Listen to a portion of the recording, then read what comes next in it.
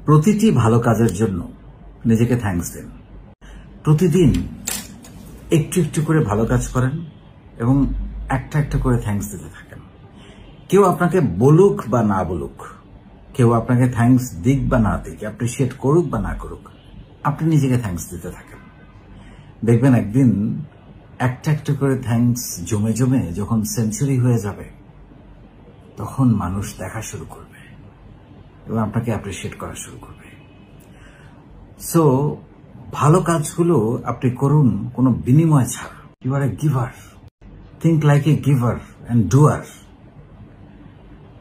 দেয়ার মানসিকতা নিয়ে, কি পাবো এটা না ভেবে, পেলে সেটা বোনাস।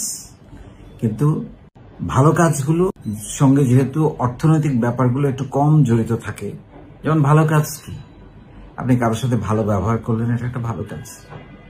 কারো ক্ষতি না করলেন, এটাও একটা ভালো কাজ।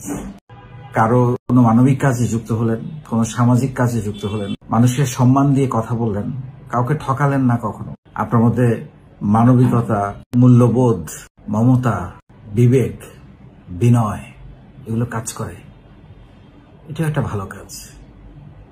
সো এই ভালো কাজগুলো প্রতিদানহীনভাবে করেন। কেউ আপনার সাথে সেটা করলো কি করলো না সেটা আপনার জানা দরকার নেই, কারণ আপনি এটা করবেন এই জন্যে যে আপনি এমনই, আপনি অন্যের চেয়ে আলাদা, আপনি অন্য সবার চাইতে আলাদা।